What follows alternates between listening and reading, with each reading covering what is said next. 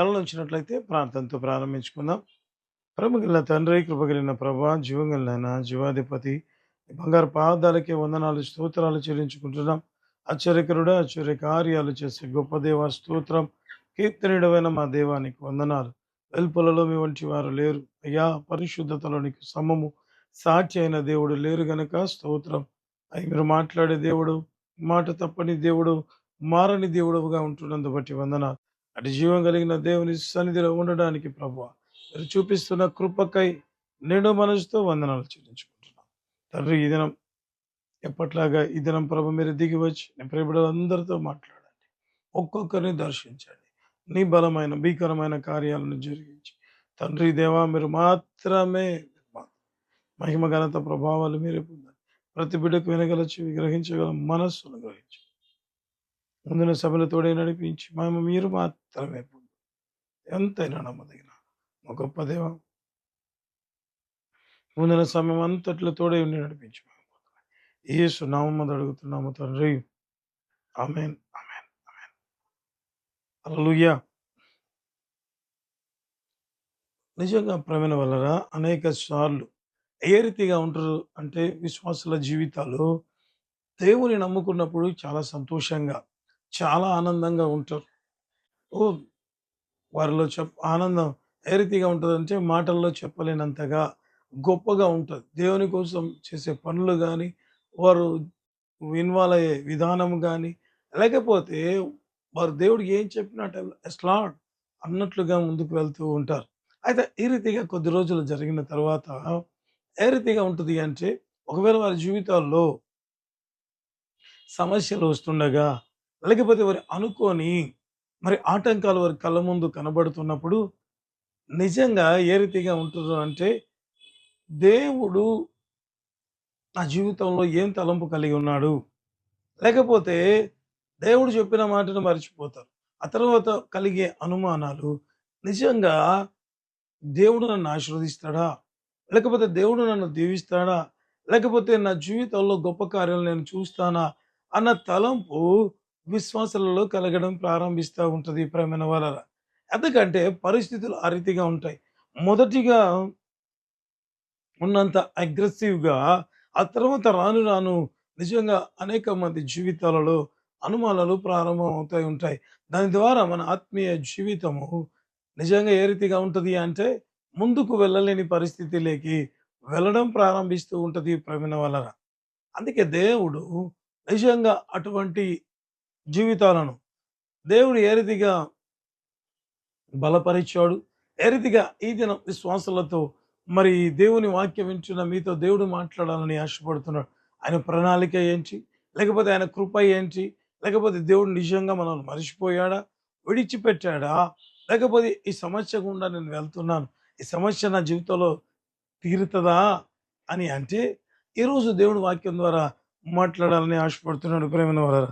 చూద్దాం. ఆదికాండము 15వ అధ్యాయము 2, 3 వచనాలు చదువుకుందాం.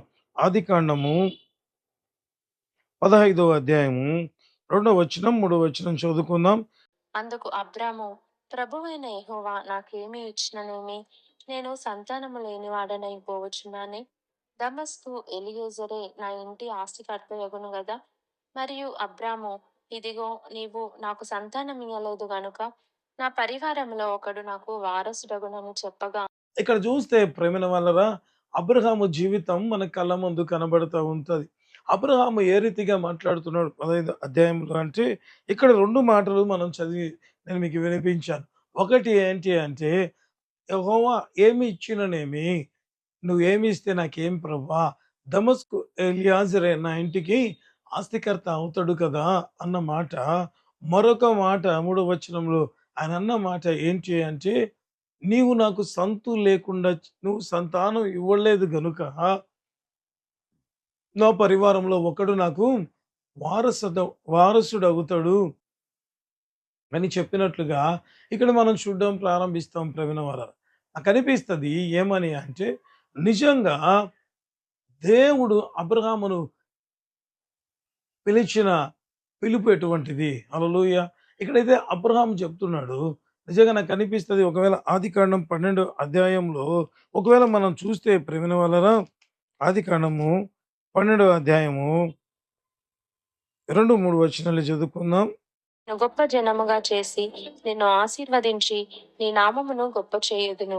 నీవు ఆశీర్వాదముగా నుండువు. నిన్ను ఆశీర్వదించు వారిని ఆశీర్వదించెదను. నిన్ను దూషించు వాని శపించెదను. భూమి యొక్క సమస్త వంశములు నీ యందు ఆశీర్వదించబడునని అబ్రాముతో అనగా, ఇక్కడ చూస్తే ప్రేమైన వాళ్ళరా, ఇక్కడ దేవుడు వాగ్దానం ఇస్తుంటుండగా అబ్రహాం ఏం చేశాడో కింది వచనంలో చూస్తే, అబ్రహాము బయలుదేరి వచ్చినట్లుగా మనం చూడడం ప్రారంభిస్తాం. అంటే దేవుని మాటకు ఒక విధేయత చూపించి తన తండ్రి ఇంటిని సహితం విడిచిపెట్టి వచ్చాడు అబ్రహాం. ఇప్పుడు అబ్రహాము మొదటిగా ఏ రీతిగా ఉన్నాడు, దేవుడు మాట్లాడుతుండగానే బహు సంతోషంగా రెస్పాండ్ అయి బయలుదేరి వచ్చాడు ప్రేమైన వాళ్ళ. వచ్చాడు. ఆ తర్వాత తన జీవితంలో దీవెనలు కలగడం ప్రారంభించాయి. అయితే దీవెనలు కలిగాయి. ఇక కొద్ది రోజులు లేకపోతే కొన్ని సంవత్సరాలు జరుగుతుండగా అబ్రహాము జీవితంలో సమస్య ఉంది. ఏంటి ఆ సమస్య అంటే అబ్రహాము వయస్సు తగ్గిపోతా ఉంది. ఎక్కుతా అంటే నేనేమంటానంటే అబ్రహాము వయస్సు పెరుగుతా ఉంది ప్రేమన వల్ల. ఏ దానికి తగ్గిపోతా ఉంది? ఆ పిల్లలు కలిగే దానికి తన వయసు ఇక సహకరించకపోవడం డే బై డే జరుగుతుండగా ఏ రీతిగా ఉంటది అంటే ప్రేమన వల్లరా నాకనిపిస్తది. ఇక అబ్రహాము జీవితంలో ఒక భయం ఏ రీతిగా ఉంది అంటే, అందుకే దేవుడితో అంటాడు కదా! "అయ్యా! ఏమి ఇచ్చిననేమి దమస్కు ఎలియాజరే నా ఇంటికి ఆస్తికర్త అవుతాడు కదా!" అన్నట్టుగా మనం చూడడం ప్రారంభిస్తాం ప్రేమినవల. అంటే అబ్రహాము మొదటిగా దేవుడు చెప్పిన మాట విధేయత చూపించి పిలుస్తుండగానే తండ్రి ఇంటిని విడిచిపెట్టి సంతోషంగా దేవుని కోసం వచ్చిన ఈ వ్యక్తి అయితే ఎప్పుడైతే తన జీవితంలో ఒక మేజర్ బ్లెస్సింగ్ తన జీవితంలో రాకుండా ఆగిపోయిందో, ఇప్పుడు అబ్రహాం ఏమంటున్నాడు, "అయ్యా! నాకేమిస్తే ఏమవుతది?" అంటే తన జీవితంలో తను పొందుకున్నటి నిజంగా ఏమి నిజంగా ప్రేమల వలన అది దేవుని వల్ల ఇంత ఆశీర్వాదం పొందింది అనే దానికంటే ఏమిస్తేనేం ప్రభువా? అంటే ఒక రకంగా చెప్పాలి అంటే తర్వాత చెప్తాడు, "నీవే నాకు లేకుండా సంతానము ఇవ్వలేదు" అన్న మాట చెప్పడం ప్రారంభించు. అంటే ఏమిచ్చినా ఏమి దమస్కు ఎలియాజరే నా ఇంటికి ఆస్తికర్త అవుతాడు గదా! అంటే ఈ ఆశీర్వాదం అంతా కూడా నేను అనుభవించడానికి కాదు. ఎవరికో వెళ్ళిపోతది గదా! అన్నట్లుగా అబ్రాహాము మాట్లాడడం ప్రారంభించు. అంటే దేవుని పిలుపు మొదటిగా చాలా సంతోషంగా యాక్సెప్ట్ చేసిన అబ్రహాము ఇప్పుడైతే ప్రేమన వలన ఏ రీతిగా ఉన్నాడంటే దినాలు గడుస్తుండగా నిజంగా సంవత్సరాలు జరుగుతుండగా నిజంగా అబ్రహాము జీవితం ఏమైతే కిందండి నలగడం ప్రారంభించాడు ప్రేమన వల్ల. అయితే దేవుడు ఎప్పుడు కూడా ప్రేమన వలన ఏ రీతిగా ఉంటాడంటే బైబిల్ రాయబడింటది. ఆయన నిన్న నేడు రేపు ఏకరీతిగా ఉన్న దేవుడు. హల్లెలూయా! పరిస్థితులు మారితే వాగ్దానం మరిచిపోయే దేవుడు కాదు ప్రేమల వల్ల. అందుకే నాకనిపిస్తది బైబిల్ గ్రంథంలో మరి ఆదికాండము 15వ అధ్యాయము చూద్దాం ప్రేమల వలన. 15వ అధ్యాయం 4, 5 వచనాలు చదువుకుందాం. యెహోవా వాక్యము అతని యొద్దకు వచ్చి, ఇతడు నీకు వారసుడు కాడు, నీ గర్భవాసమున పుట్టబోవు చిన్నవాడు నీకు వారసుడగునని చెప్పెను. మరియు ఆయన వెలుపలికి అతని తీసుకొని వచ్చి, నీవు ఆకాశము వైపు తేరి చూచి నక్షత్రములను లెక్కించుటకు నీ చేతనైతే లెక్కించుమని చెప్పి, నీ సంతానము అలాగవునని చెప్పెను. హల్లెలూయా! ఇక్కడ చూస్తే ప్రేమల వలన దేవుడు తిరిగి మాట్లాడడం ప్రారంభిస్తున్నాడు. అబ్రహాము దేవుడిచ్చిన వాగ్దానములు నిజంగా భయపడ్డాడు గానీ, దేవుడు సంవత్సరాలు గడుస్తుండగా, దినాలు గడుస్తుండగా ప్రేమల వలన తానిచ్చిన వాగ్దాన విషయంలో ఏమాత్రము ప్రేమల వలన ఏమాత్రము కూడా ప్రక్కకు జరిగినట్లుగా మనం బైబిల్ గ్రంథంలో చూడం ప్రేమల వలన. హల్లెలూయా! నాకనిపిస్తది ఒకవేళ అబ్రహాము జీవితంలో ఎందుకు ఆ భయం కలిగి ఉంటది అంటే, అయ్యా! నాకు వయసు అయిపోతా ఉంది. ఆ రోజు నువ్వు 12 అధ్యాయంలో నన్ను పిలిచినప్పుడు నా వయసు ఇంత. ఇప్పుడు అనేక సంవత్సరాలు ఇంకా నా జీవితంలో జరిగిపోయాయి కదా! ఇక నా జీవితంలో అటువంటి శ్రేష్టకరమైన ఆ దినం నన్ను పిలిచినప్పుడు నువ్వు గొప్ప జనముగా చేస్తానని చెప్పావు గదా! అటువంటి ఆశీర్వాదం నా జీవితాలకి రాగలుగుతదా? ఎందుకంటే అయ్యా! నీకు ఉన్న ఛాన్సెస్ బహు తక్కువ. బహు స్వల్పము అన్నట్లుగా అబ్రహాము అంటే దేవుడంటాడు, "అయ్యా! నిన్ను పిలిచినప్పుడు 75 సంవత్సరాల వయసులో నిన్ను పిలిచినప్పుడు ఏ దేవుడు నీకు వాగ్దానం ఇచ్చాడో, ఇప్పుడు ఇన్ని సంవత్సరాలు దొర్లినా కూడా, జరిగిపోయినా కూడా నా వాగ్దానంలో మార్పు లేదు. హల్లెలూయా! ఎంత గొప్ప దేవుడు ప్రేమైన వారలా. అంటే అనేక సార్లు మనం భయపడుతూ ఉంటాం.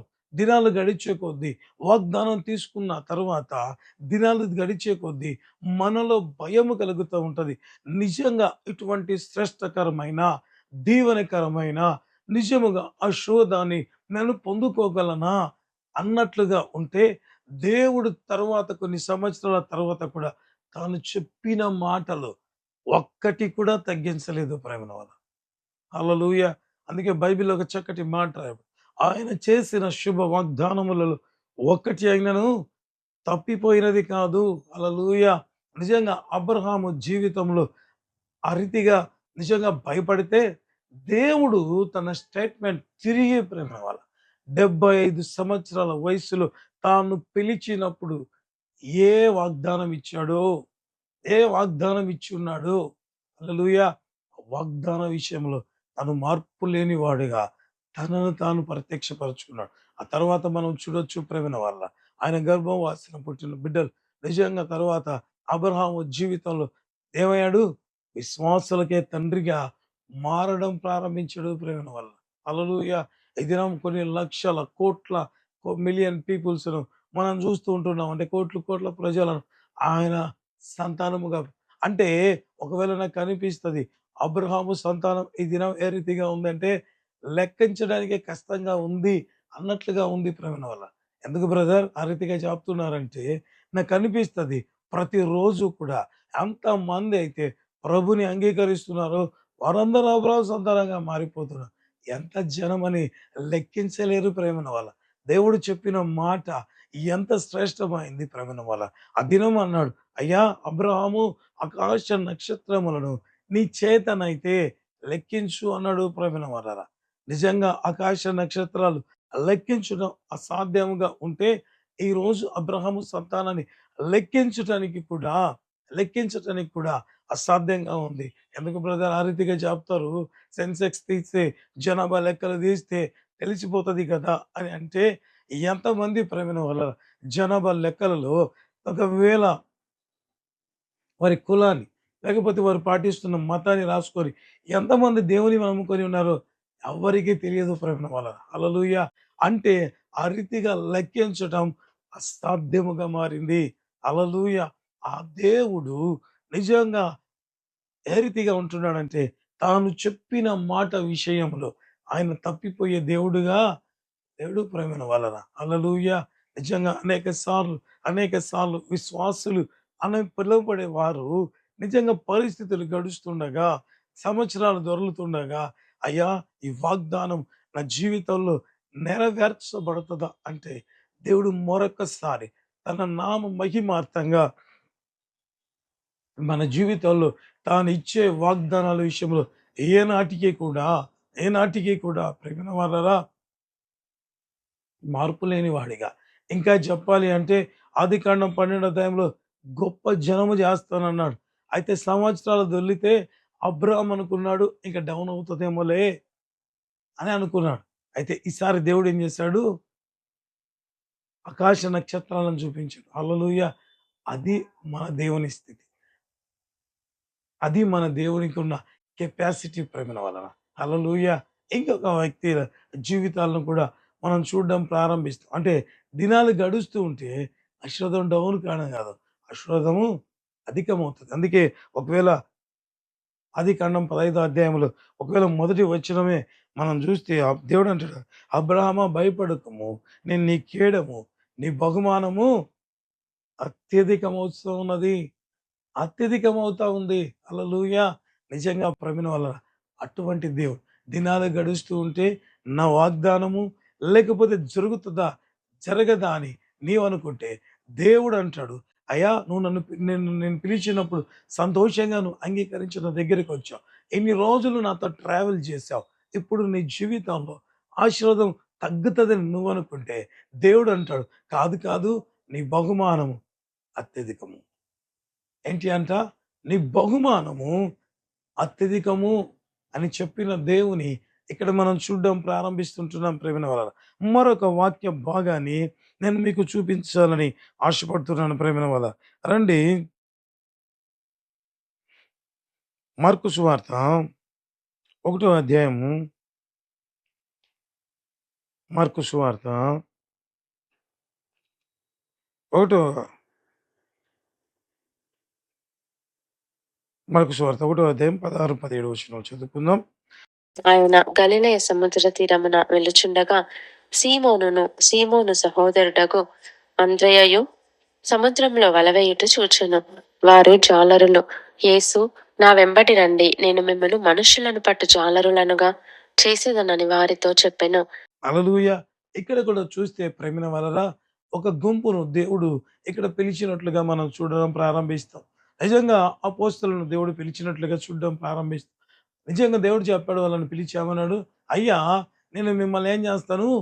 మనుష్యులు పట్టు జాలరిగా చేస్తాను అనినట్లుగా ఇక్కడ మనం చూడడం ప్రారంభిస్తాం. ఆ మాటకు విధేయత చూపించి వాళ్ళు ఏ రీతిగా నిజంగా ప్రేమైన వల్లరా సంతోషంగా బైబిల్‌లో రాయబడి ఉంటది. వారి వలలు విడిచిపెట్టి యేసు ప్రభువుని వెంబడించినట్లుగా మనం చూడడం ప్రారంభిస్తాం ప్రేమ వల్ల. ఏ రీతిగా నిజంగా ఎంత ఆశ్చర్యకరం అంటే తాము ఉన్న వాటి అన్నిటిని విడిచిపెట్టి, ఇంకా బైబిల్‌లో ఒకవేళ చూస్తే ఇంకా బాగా రాయబడి ఉంటది. అయ్యా, నీకోసం అన్నీ విడిచిపెట్టి, నిజంగా నాకనిపిస్తది వారి కుటుంబాలను విడిచిపెట్టారు. యోహాను, యాకోబు అయితే తన తండ్రిని విడిచిపెట్టినట్లుగా మనం బైబిల్ గ్రంథంలో చూడడం ప్రారంభిస్తాం ప్రేమైనవారు. విడిచిపెట్టి దేవుని సంతోషంగా వెంబడిస్తున్న వీరి జీవితాల్లో నిజంగా ప్రేమైనవారు చాలా చక్కగా యేసుప్రభుతో కలిసి ఉంటున్నారు. యేసుప్రభుతో కలిసి సేవలో పాల్గొంటున్నారు. అంతా చాలా సంతోషంగా ఉంది. అయితే నిజంగా నాకనిపిస్తది ఒకానొక సమయంలో వీరు కూడా ప్రేమైన వాళ్ళరా నిజంగా ఏ రీతిగా ఆలోచించారో ఇప్పుడు మనం చూడడం ప్రారంభిద్దాం. మత్తయి సువార్త 19వ అధ్యాయము, మత్తయి సువార్త 19వ అధ్యాయము 27-30 వరకు ఉంటున్న దేవుని వాక్యాన్ని చూద్దాం ప్రేమైన వాళ్ళరా. పేతురు, ఇదిగో, మేము సమస్తమును విడిచిపెట్టి నిన్ను వెంబడించితిమి గనుక మాకేమి దొరుకునని ఆయనను అడుగగా, యేసు వారితో ఇట్లనెను, ప్రపంచ పునర్జననమందు మనుష్య కుమారుడు తన మహిమగల సింహాసనము మీద ఆసీనుడై ఉండునప్పుడు నన్ను వెంబడించిన మీరును 12 సింహాసనముల మీద ఆసీనులై ఇశ్రాయేలు 12 గోత్రముల వారికి తీర్పు తీర్చుదురు. నా నామము నిమిత్తము అన్నదమ్ములనైనను అక్కచెల్లెండ్రనైనను తండ్రినైనను తల్లినైనను పిల్లలనైనను భూములనైనను ఇండ్లనైనను విడిచిపెట్టిన ప్రతివాడును 100 రెట్లు పొందును. ఇదిగాక నిత్య జీవంను స్వతంత్రించుకొనును. మొదటివారు అనేకులు కడపటివారు మొదటివారగుదురు. ఎదురు హల్లెలూయా! ఇక్కడ చూస్తే ప్రేమిన వలన రాయబడి ఉన్న మాట నిజంగా ఏ రీతిగా ఉంది అంటే చాలా సంతోషకరంగా, ఆశీర్వాదకరంగా ఉంది ప్రేమిన వాళ్ళ. అక్కడేమో దేవుడు ఏం చెప్పాడు అంటే వారిని పిలిచినప్పుడు, అయ్యా, నేను మిమ్మల్ని మనుషులు పట్టు జాలరులుగా చేస్తాను అన్నాడు. ఆ దినమందు వారు సంతోషంగా దాన్ని యాక్సెప్ట్ చేసి యేసు ప్రభువుని వెంబడించారు. ఇక కొద్ది రోజులు జరిగిన తర్వాత ఇప్పుడు పేతురు అంటున్నాడు ఏమని? అయ్యా, ఇదిగో, మేము సమస్తమును విడిచిపెట్టాం గదా! నిన్ను వెంబడించాము గదా! అయ్యా, మా జీవితం ఏ రీతిగా ఉంటది? అంటే ఒక రకంగా ప్రేమైన వాళ్ళరా ఇప్పుడున్న లైఫేనా? ఇంకా ఏమైనా ఉంటదా? ఇంకా ఆశీర్వాదం ఏమైనా ఉంటదా? అధికమైన దీవెనలు మా జీవితంలో పొందుకుంటామా? ఎందుకంటే అయ్యా, మేము సమస్తమును విడిచిపెట్టి నిన్ను వెంబడిస్తున్నాము కదా! అని అంటే దేవుడన్నాడు, నిజంగా ప్రేమైన వలన దినాలు గడుస్తుండగా, యేసుతో మనం నడిచే దినాలు గడుస్తుండగా, దేవుడిచ్చే వాగ్దానాలు, దేవుడిచ్చే బహుమానము అత్యధికముగా ఉంటుంది అనే మాట దేవుడు ఈ దినం వాక్యం ద్వారా మనతో మాట్లాడుతున్నాడు. ఆ దినం దేవుడు చెప్పాడు, అయ్యా, నేను మనుషుల పట్టు జాలరుగా చేస్తాను. ఈ దినం అంటున్నాడు, దేవుడు ఏమంటున్నాడంటే, అయ్యా, నా కోసం అక్కనైనా, అన్ననైనా, తమ్మునైనా, తల్లినైనా, తండ్రినైనా ఎవరినైనా విడిచిపెడితే 100 రెట్లు పొందుతారు. అంత మాత్రమే గాకుండా మీరన్నారు గదా! నేను సమస్తం విడిచిపెట్టి, అయ్యా, నేను నిన్నే వెంబడిస్తున్నాను అన్న మాట నువ్వు జెప్పావు గదా! ఇప్పుడు దేవుడంటాడు, నేను పునరుత్థానమందు దిగి వచ్చినప్పుడు మీరు నాతో కలిసి 12 గోత్రములకు తీర్పు తీరుస్తారు అన్నాడు ప్రేమ. హల్లెలూయా! నిజంగా ఎంత ఎంత దీవెనకరమైన మాటలు ప్రేమైన వాళ్ళ. హల్లెలూయా! అంటే అనేక సార్లు మన జీవితాలలో సంవత్సరాలు దొర్లుతుండగా నిజంగా ఒక రకంగా ఒక విధమైన భయం ఉంటది. ఒకటి అబ్రాహాములాగా భయపడుతుంటాం. ఆ రెండోది ఏంటి అంటే ప్రేమైన వాళ్ళ, ఇంతగా దేవుడిని నేను ప్రేమిస్తూ దేవుని పనిలో ఉంటున్నాను. నిజంగా దేవుడిచ్చే వాగ్దానం ఇంతేనా అన్నట్లుగా ఉంటే, దేవుడు మాట్లాడే విధానం ఎంత గొప్పగా ఉంది ప్రేమైన వాళ్ళ. ఎంత గొప్పగా ఉంది. ఆ రోజు పిలిచినప్పుడేమో మనుషుల పట్ల జాలరుగా, ఇప్పుడంటున్నాడు, అయ్యా 12 గోత్రములకు మీరు తీర్పు తీర్చేవాడిగా ఉండడం ప్రారంభిస్తారు. హల్లెలూయా! ఎంత ధన్యత ప్రేమైన వాళ్ళ. యేసుతో నడుస్తూ ఉండగా, యేసుతో కలిసి జీవిస్తుంటుండగా, యేసుతో ప్రభుతో కలిసి మనము నిజంగా మన అడుగులు నడు నడుస్తుండగా నిజంగా నాకు వాక్యము నిజంగా ప్రేమైన వల్ల ఎంత ఆశీర్వాదకరం, ఎంత దీవెనకరం. అందుకే ప్రేమైన వాళ్ళ హనోకు దేవునితో నడుస్తూ ఉంటుండగా దేవుడు అనుకున్నాడు, ఇక మరణం కూడా అవసరం లేదని ఆ రీతిగా దేవుని దగ్గరికి తీసుకెళ్ళినట్లుగా మనం బైబిల్ గ్రంథంలో చూడడం ప్రారంభిస్తాం ప్రేమైన వల్ల. హల్లెలూయా! మరి ఇన్ని సంవత్సరాలుగా ఉంది కదా! నా జీవితంలో దేవుడు ఇచ్చిన ఈ వాగ్దానం గొప్ప జనం చేస్తానన్నాడు. అదే రీతిగా మాట మార్చి చెబితే దేవుడు నన్ను ఆశీర్వదిస్తానన్నాడు. నిజంగా నా జీవితంలో ఎన్ని రోజులు గడిచాయి, ఎన్ని సంవత్సరాలు గడిచాయి. కాబట్టి నా జీవితంలో ఆశీర్వాదం జరుగుతదా అంటే దేవుడు అంటాడు, నీ బహుమానము అత్యధికమగును అని చెప్పినట్లుగా మనం చూడడం ప్రారంభిస్తాం. మరి యేసుప్రభు నీకోసం ఇంత సిన్సియర్‌గా నిజంగా నీతో పాటి నేను వస్తున్నాను గదా! మరి నా జీవితంలో ఇచ్చిన వాగ్దానమేనా? ఇంకా ఏమైనా ఉంటదా అంటే, దేవుడు చెప్పే మాట. నువ్వు యేసు ప్రభుతో గడిపే ప్రతి క్షణము ప్రేమైన వలన నీకు ఆశీర్వాదకరమే, నీకు దీవెనకరమే అని దేవుడు చెప్తున్నాడు ప్రేమైన వలన. హల్లెలూయా! ఎందుకంటే వారి జీవితాల్లో దేవునితో కలిసి ఉంటుండగా దేవుడిచ్చే ఆశీర్వాదాలు నిజంగా పెరగడం ప్రారంభించాయి ప్రేమలో. హల్లెలూయా! మరి దేవుని నమ్ముకొని, అయ్యా దేవునితో నేను ఇన్ని సంవత్సరాలు జీవించాను. ఎట్లా ఉంటది అంటే, దేవుడు చెప్పే మాట, నీ బహుమానము అత్యధికమవుచున్నది. హల్లెలూయా! దేవునికి స్తోత్రం ప్రేమైన వాళ్ళ. చివరిగా నిజంగా ఒక ఒకవేళ విశ్వాసులుగా పిలువబడుతున్న మన జీవితాలలో, మీ జీవితాలలో దేవుడు ఏ రీతిగా చెప్పాడు, ఆ తర్వాత ఏ రీతిగా ప్రమోట్ చేశాడు, ఏ రీతిగా మీ బహుమానాన్ని అత్యధికం చేశాడు కూడా ఈ దినపు వాక్యాల్లోంచి నేను మీకు చూపించాలని ఆశపడుతున్నాను ప్రేమైన వాళ్ళరా. యోహాను సువార్త 1 అధ్యాయము 12 వచనం చదువుకుందాం. తన్ను ఎందరంగీకరించిరో వారికందరికీ, అనగా తన నామమునందు విశ్వాసముంచిన వారికి దేవుని పిల్లలగుటకు ఆయన అధికారము అనుగ్రహించెను. హల్లెలూయా! మొట్టమొదటిగా దేవుడు మనకిచ్చే వాగ్దానం ఏంటి అంటే, యేసు ప్రభువుని నమ్ముకున్న వారి జీవితాల్లో దేవుడు చెప్పిన మాట ఏంటి అంటే ప్రేమైన వాళ్ళరా, ఇక్కడ రాయబడి ఉన్న మాట ఏంటి అంటే, మీరు దేవుని పిల్లలవుతారు. రాయబడి ఉంటది కదా! ఎందరైతే వారిని అంగీకరించరో వారందరికిని దేవుని పిల్లలటుకు ఆయన అధికారం ఇచ్చి ఉన్నాడు. హల్లెలూయా! ఈ మాటను ఎంతగా సంతోషంగా ఉంటది. యేసు ప్రభువుని నమ్ముకున్నప్పుడు. ఎవరు మీరు అంటే, మేము దేవుని బిడ్డలము అని చెప్తూ ఉంటారు ప్రేమైన వారు. అయ్యా! ఈ రీతిగా దేవుడు ప్రథమముగా దేవుడు చెప్పిన మరి యేసు ప్రభువుని నమ్ముకున్న విశ్వాసుల జీవితాల్లో దేవుడు చెప్పిన మాట ఆయన్ని అంగీకరించువారికి దేవుని పిల్లలగుటకు ఆయన అధికారం ఇచ్చాడు. అంటే దేవుని నమ్ముకున్నాం. వెంటనే దేవుడిచ్చిన ఆశీర్వాదం ఏంటి అంటే, ఆయన పిల్లలుగా మారుటకు దేవుడు అధికారం ఇచ్చాడు. ఓకే. చాలా సంతోషం. ఇప్పుడు మా జీవితాల్లో కూడా ఇంతవరకు అబ్రహాం జీవితంలో చూసాం. శిష్యుల జీవితాల్లో చూసాం. ఇప్పుడు మా జీవితాల్లో కూడా దేవుడు అంగీకరించాం. దేవుని పిల్లలుగా దేవుడు మాకు అధికారం ఇచ్చాడు. ఇప్పుడు దేవునితో కలిసి మేము నడుస్తూ ఉంటున్నాం. దేవునితో కలిసి మేము ముందుకు సాగుతూ ఉన్నాం. మరి మా జీవితాల్లో అబ్రహాము జీవితంలాగా దేవుని వాగ్దానాలు అధికమవుతాయా? అపోస్తలుల జీవితాల్లో లాగా దేవుని ఆశీర్వాదాలు అధికమవుతాయా?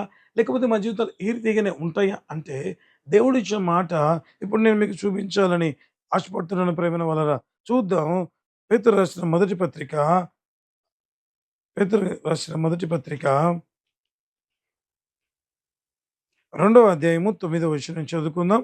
అయితే మీరు చీకటిలో నుండి ఆశ్చర్యకరమైన తన వెలుగులోనికి మిమ్మును పిలిచిన వాని గుణాతిశయములను ప్రచురము చేయు నిమిత్తము ఏర్పరచబడిన వంశమును, రాజులైన యాజక సమూహమును, పరిశుద్ధ జనమును, దేవుని సొత్తైన ప్రజలునై ఉన్నారు. హల్లెలూయా!